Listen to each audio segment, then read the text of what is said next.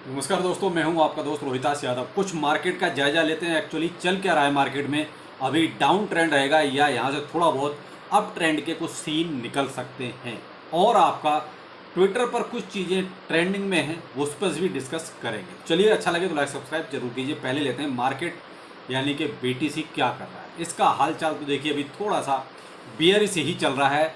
अब आप ये मान लीजिए लगभग आपका 71,500 और आपका लगभग 62,000 या 61,800, ये एक रेंज ऐसी फंसी हुई है जहां बीटीसी ऊपर आप मान लीजिए 6 बार टक्कर मार चुका है, यानी कि 71,500 के आसपास का जो हमारा ये आप ट्रेंड लाइन देख रहे होंगे, तो यहाँ पर ये 6 बार टक्कर मार चुका है, लेकिन इसको भेद नहीं पा रहा है। बीच में 2 बार केवल इसको ऊपर निकल पाए, लेकिन ज़्यादा टिक नहीं पाया है।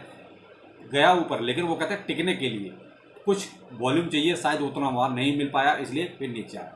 अब नीचे का अगर ट्रेंड लाइन देखते हैं तो हमारे पास देखिए कम से कम ये तीसरी बार, या आप ये कहेंगे एक बिग जरूर बीच में खींची, लेकिन तीसरी बार आपका जो है 61,800 के आसपास पर ये फिर से माथा पटक रहा। यानी कल भी आपको मैंने एक चीज कही कि साहब देखिए, अभी जो मार्केट का हाल है वो बहुत ही कन्फ्यूजन वाला है।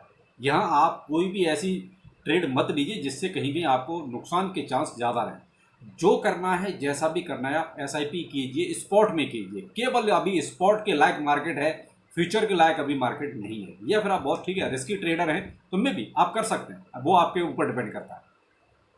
आगे क्या, तो देखिए मैं तो हमेशा से आपको अभी कई दिनों से बोल रहा हूँ एक ही चीज़ कि अगला टारगेट 58, और अगर यही सीन और थोड़ा सा खिंचा, यानी हाल्विंग के कुल 4-5 दिन बचे हैं, अगर हाल्विंग तक भी यही सीन रहा जो आज की डेट में कंटिन्यू है, थोड़ा सा यह बात को समझना जरूर, मैं आज की डेट की बात कर रहा हूं, जो हाल चल रहा है, अगर यही 5 दिन और हाल चलता रहा तो फिर आप 58 के बाद 55 और फिर हो सकता है 50।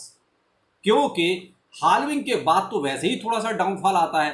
हाल्विंग से पहले जो आपको थोड़ा सा एक स्पाइक देखने को मिलना चाहिए था, वो कहीं ना कहीं जो आप ये पीछे एक नया इशू शुरू हो गया है इसराइल और ईरान वाला, उसकी वजह से मुझे लगता है कि वो शायद कहीं ना कहीं घपले में पड़ गया। जो स्पाइक आपको हाल्विंग से पहले मिलना चाहिए था, अब वो हाल्विंग से काफी पहले तो देखिए $73,000 तक का आपको एक स्पाइक मिल चुका है, लेकिन कुछ उसके आसपास भी मिलना चाहिए था। वो शायद एक जो उम्मीद बन रही थी वो शायद अब खत्म हो रही है धीरे धीरे, जैसे जैसे हाल्विंग आपकी नजदीक आ रही है। तो मैंने कहा ना कि हाल्विंग जैसे जैसे नजदीक आती जाएगी, अगर हालात यही रहे जो अभी चल रहे हैं, तो फिर हाल्विंग के बाद आप देखिए थोड़ा सा आपको डाउनफॉल थोड़ा ज्यादा देखने को मिल सकता है। अब जैसे ट्विटर पे कुछ चीजें अभी ट्रेंडिंग, मैंने आपको कल भी देखी, करीब 12 घंटे पहले एक ट्विटर शेयर किया था। Bitcoin miners face over $10 billion in loss due to the halving. यानी कि जो माइनर हैं उनको लॉस के चांसेस ज्यादा बन रहे हैं। भाई देखिए, वो तो नॉर्मल सी बात है कि रिवार्ड रेशियो उनका कम हो जाएगा, तो उनको लॉस होना ही होना है।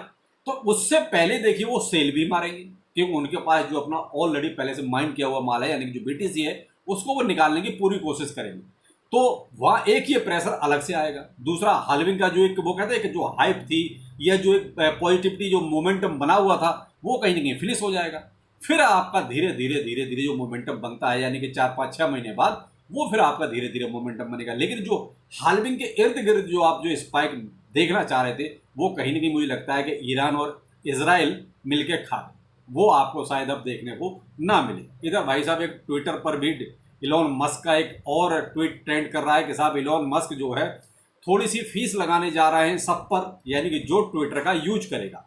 मतलब आप अगर किसी पोस्ट को लाइक करते हैं, उसको रिपोस्ट करते हैं, बुक मार्क करते हैं, रिप्लाई देते हैं, तो आपको उसके लिए यानी कुल मिला के आपको अब जैसे कहते हैं ट्विटर की जो फीस है वो आपको देनी पड़ेगी। यानी कि फ्री ऑफ कॉस्ट आपको ट्विटर पर कुछ भी मिलने वाला शायद नहीं है। देखते हैं, अगर कुछ ज़्यादा हो, अल्लाह हो गया, हो सकता है ट्विटर पे पहले भी इन्होंने एक बार बोला था, तो तब इन्होंने फिर इसको विड्रॉ कर लिया था। लेकिन अभी फीस कितनी होगी, क्या होगी, ये थोड़ा वक्त बताएगा, उस पर भी छोड़ देते हैं। दूसरा देखिए, अब ऐसी मार्केट की जब सिचुएशन होती है तब ज़्यादा करने के लिए कुछ होता भी नहीं है, केवल वेट एंड वॉच। तो कल का जो शाम का वीडियो था उसमें भी वही चीज़ मैंने आपको समझाई थी कि केवल वेट एंड वॉच। पहले मार्केट को देख लीजिए कि और मार्केट अभी कितना नीचे जा सकता है। जो निकल के वो है एक्स ब्लास्ट को लेके, क्या जो माइनिंग मशीन यानी कि जो रिफाइनिंग मशीन इनकी है, लेनी चाहिए नहीं लेनी चाहिए, क्योंकि इन्होंने वैसे सस्ता तो किया है, लेकिन वो जो सस्ता है उससे भी क्या फ़ायदा होने वाला है, कितना फ़ायदा होने वाला है। अगर उसकी कैलकुलेशन निकाली जाए तो देखिए हमें एक्स ब्लास्ट में कुछ ज़्यादा फायदा होता दिख नहीं रहा। देखिए माइनिंग हमारी अभी भी कंटिन्यू है और हम इसको कंटिन्यू रखेंगे। लेकिन भाई देखिए अभी भी मैं कोई भी माइनिंग मशीन इनकी परचेज नहीं कर रहा हूँ, क्योंकि एक तो इथेरियम पर है, उसकी गैस फीस ही इतनी ज़्यादा हो गई, दूसरा इनका जो विड्रॉल की भी जो फीस लगेगी वो अलग से लगेगी, दूसरा इनका रिफाइनिंग मशीन है वो मतलब क्या है खरीदने का, पहले तो इनको कोई मतलब ही नहीं था कि आप रिफाइंड मशीन लेके आ रहे हैं। तो भाई अगर देनी भी थी रिफाइंड मशीन तो आपको फ्री ऑफ कॉस्ट देनी चाहिए थी, वो भी हर एक यूजर को। तो देखिए मैं अभी कोई भी मशीन परचेज नहीं कर रहा हूँ, मैंने आपको कल भी कही था ये डिसीजन आपका है, आपको परचेज करनी है कीजिए, नहीं करनी है आप मत कीजिए, वो डिसीजन आपका है। लेकिन मैं अभी परचेज नहीं कर रहा हूँ क्योंकि मैं इनको फिर से ट्विटर पर खींचने वाला हूँ और इनको बोलूँगा कि भाई सबको फ्री ऑफ कॉस्ट प्रोवाइड कराइए। बेशक मुझे वो ब्लॉक करते हैं, कर दें, कोई फ़र्क नहीं पड़ता, माइनिंग बेकार जाती है चली जाए कोई फ़र्क नहीं पड़ता, लेकिन जो इन्होंने कहा है कि भाई परचेज कीजिए उसका कोई मतलब नहीं बनता है। तो भाई देखिए अभी आप एक्स ब्लास्ट में केवल माइनिंग अपनी कंटिन्यू रखें, लेकिन जो मैं ट्वीट करूंगा उसको ज़्यादा से ज़्यादा आप रीट्वीट जरूर करें, जिससे कम से कम ये रहे कि हाँ कम्युनिटी को भी ये पसंद नहीं है जो आपका डिसीजन है। क्योंकि एक आदमी को बोलने से ज़्यादा कुछ नहीं होगा, ज़्यादा ज़्यादा क्या करेंगे एक्स ब्लास्ट वाले, मुझे ब्लॉक ही तो कर देंगे, तो कर दो भाई, मेरा अकाउंट सस्पेंड कर देंगे एक्स ब्लास्ट का, कर दो, क्या फ़र्क पड़ता है इस चीज़ से।